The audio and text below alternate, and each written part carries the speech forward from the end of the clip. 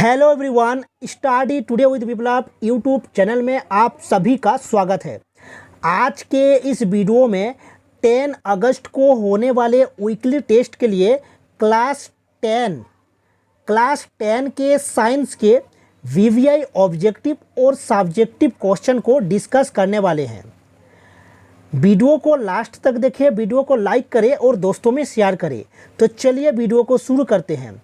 Class 10 के science के VVI objective और सब्जेक्टिव क्वेश्चन को। क्वेश्चन नंबर 1 को देखिए। क्वेश्चन नंबर 1 में गिवन है, निम्न में से कौन सा पदार्थ लेंस बनाने के लिए प्रयुक्त नहीं किया जा सकता? जल का, कांच का, प्लास्टिक का या मिट्टी का?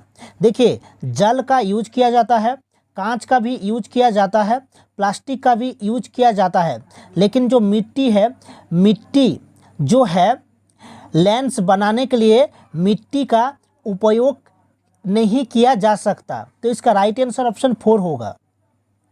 नेक्स्ट क्वेश्चन देखिए, किसी बिंब यानी कि वस्तु का अवतल दर्पण द्वारा बना स्थिति आभासी, सीधा तथा बिंब से बड़ा पाया गया वस्तु को होनी चाहिए।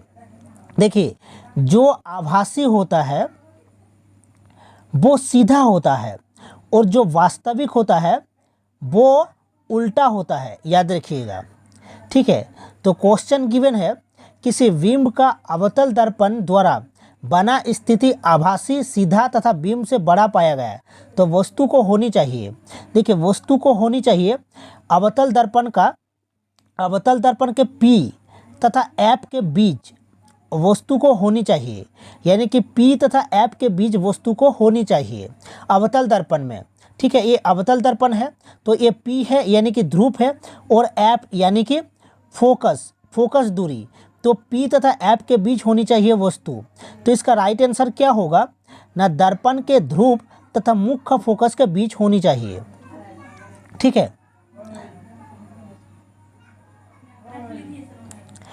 नेक्स्ट क्वेश्चन को देखिए। क्वेश्चन नंबर 3 को, किसी बिंब का वास्तविक तथा समान साइज का प्रतिबिंब प्राप्त करने के लिए बिंब को उत्तल लेंस के सामने कहाँ रखा जाए? ना, उत्तल लेंस के सामने कहाँ रखा जाए? लेंस के मुख्य फोकस पर, फोकस दूरी की दुगुनी दूरी पर या अनंत पर, या लेंस के प्रकाशिक केंद्र तथा मुख्य फोकस के बीच? तो इसका राइट आंसर फोकस दूरी की दोगुनी दूरी पर, यानी कि किसी बिंब का वास्तविक तथा समान साइज का प्रतिबिंब प्राप्त करने के लिए फोकस दूरी की दुगुनी दूरी पर वस्तु को रखना चाहिए, और कहाँ ना, उत्तल लेंस के सामने। तो इसका राइट आंसर ऑप्शन 2 होगा। नेक्स्ट क्वेश्चन देखिए, किसी गोलीय दर्पण तथा किसी पतले गोलीय लेंस दोनों की फोकस दूरी 15 सेंटीमीटर है। दर्पण तथा लेंस संभवत है, देखिए 15 सेंटीमीटर है, यानी कि प्लस में है, यानी कि जो फोकस दूरी है वो पॉजिटिव है। तो क्या होगा ना, दोनों उत्तल होगा, यानी कि उत्तल दर्पण और उत्तल लेंस होगा। ठीक है, उत्तल दर्पण होगा और उत्तल लेंस होगा। ठीक है, क्योंकि दोनों पोजीशन में जो F है वो 15 है, यानी कि पॉजिटिव में है। तो इसका राइट आंसर क्या होगा ना, दोनों उत्तल होगा, ऑप्शन 2 होगा राइट आंसर। नेक्स्ट क्वेश्चन को देखिए, किसी दर्पण से आप चाहे कितनी ही दूरी पर खड़े हो, आपका प्रतिबिंब सदैव सीधा प्रतीत होता है, संभवतः दर्पण है। तो केवल समतल, केवल अवतल, केवल उत्तल, ऑप्शन 4 है, या तो समतल या उत्तल। तो राइट आंसर क्या होगा, या तो समतल या उत्तल होगा, ऑप्शन 4 होगा राइट आंसर। नेक्स्ट क्वेश्चन को देखिए, किसी शब्दकोश में पाए गए छोटे अक्षरों को पढ़ते समय आप निम्न में से कौन सा लेंस पसंद करेंगे? ऑप्शन को देखिए, 50 सेंटीमीटर फोकस दूरी का एक उत्तल लेंस, 50 सेंटीमीटर फोकस दूरी का एक अवतल लेंस, 5 सेंटीमीटर फोकस दूरी का एक उत्तल लेंस, या 5 सेंटीमीटर फोकस दूरी का एक अवतल लेंस। तो कौन सा हम यूज करेंगे ना 5 सेंटीमीटर फोकस दूरी का एक उत्तल लेंस। ऑप्शन 3 होगा राइट आंसर। नेक्स्ट क्वेश्चन को देखिए, किसी गोलीय दर्पण की फोकस दूरी उसकी वक्रता त्रिज्या की क्या होती है। यानी कि देखिए ये एक गोलीय दर्पण है, ठीक है, उसकी जो फोकस दूरी है उसकी वक्रता त्रिज्या की क्या होनी चाहिए। यानी कि उसकी वक्रता त्रिज्या की क्या होनी चाहिए, यानी कि जो एफ होता है वो आर का आधा होता है। यानी कि जो एफ होता है वो आर जो है वक्रता त्रिज्या का आधा होता है। यानी कि एफ बराबर आर बटा 2 होता है। यानी कि फोकस दूरी वक्रता त्रिज्या की आधी होगी। यानी कि इसका राइट आंसर क्या होगा, ऑप्शन 1 होगा, आधी।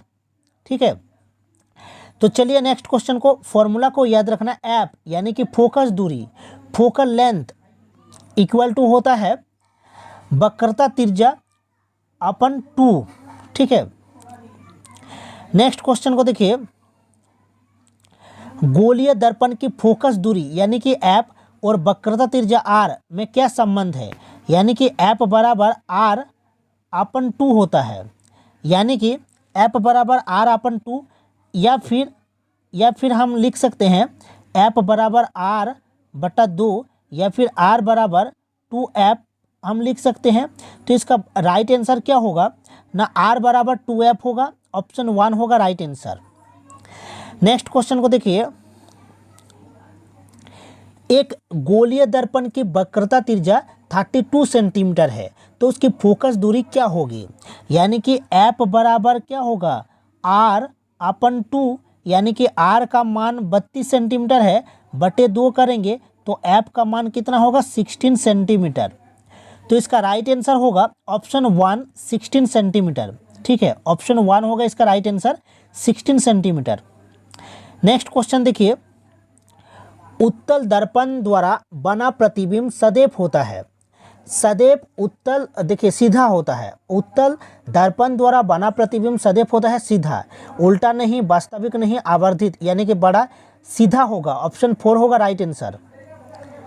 नेक्स्ट क्वेश्चन देखिए, लेंस की क्षमता का एसआई मात्रक यानी कि पावर ऑफ लेंस P बराबर 1/f होता है और इसका एसआई मात्रक क्या होता है, P का ना डायप्टर होता है। क्या होता है, डायप्टर। ठीक है, तो इसका राइट आंसर क्या होगा, डायप्टर होगा। ऑप्शन 2 होगा राइट आंसर, डायप्टर। और फॉर्मूला को याद रखना, P बराबर 1/f। ठीक है, नेक्स्ट क्वेश्चन देखिए,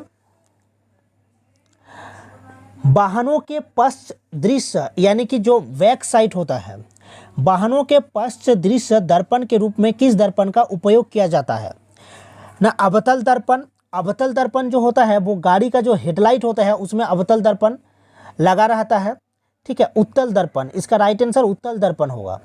वाहनों के पश्च दृश्य यानी कि ड्राइवर के जो सीट के बगल में जो मिरर रहता है वो उत्तल दर्पण का है।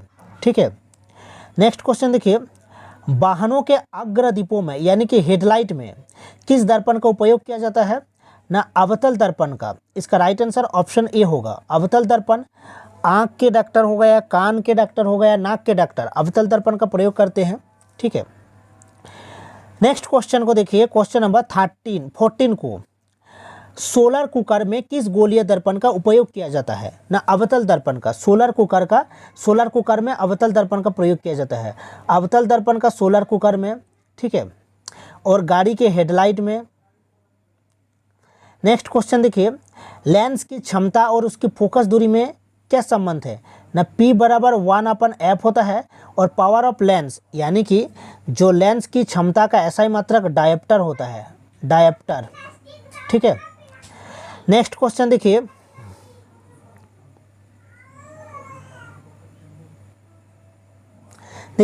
ये था अंतिम क्वेश्चन ऑब्जेक्टिव क्वेश्चन का। अब हम सब्जेक्टिव क्वेश्चन यानी कि लॉन्ग क्वेश्चन को देखने वाले हैं। अब चलिए हम लॉन्ग क्वेश्चन को देखते हैं। ठीक है, लॉन्ग क्वेश्चन नंबर 1 को देखिए, प्रकाश के परावर्तन के नियम को लिखे। तो प्रकाश के परावर्तन के 2 नियम हैं। एक नियम है आपतित किरण, परावर्तित किरण तथा आपतन बिंदु पर डाला गया अभिलंब तीनों एक ही समतल में होते हैं और आपतन कोण परावर्तन कोण के सदैव बराबर होता है। ठीक है, देखिए इस चित्र को ध्यान से देखिएगा। नेक्स्ट क्वेश्चन गिवन है, गोलीय दर्पण के ध्रुव, मुख्य फोकस, वक्रता केंद्र, फोकस एवं फोकस दूरी को परिभाषा लिखे। ठीक है, तो ध्रुव यानी कि जो पोल्स है, गोलीय दर्पण के परावर्तक पृष्ठ के केंद्र को दर्पण का ध्रुव कहते हैं। ठीक है, मुख्य अक्ष, ध्रुव और वक्रता केंद्र से होकर जाने वाले काल्पनिक रेखा को मुख्य अक्ष कहते हैं। वक्रता केंद्र, गोलीय दर्पण का परावर्तक पृष्ठ एक गोले का भाग है। इस गोले का केंद्र ही गोलीय दर्पण का वक्रता केंद्र कहलाता है। और फोकस देखिए, मुख्य अक्ष के समांतर चलने वाली प्रकाश की किरणें परावर्तन के बाद जिस बिंदु पर मिलती है या मिलती हुई प्रतीत होती है, मुख्य अक्ष के उस बिंदु को मुख्य फोकस कहते हैं। और फोकस दूरी, ध्रुव और फोकस के बीच की दूरी को फोकस दूरी कहते हैं।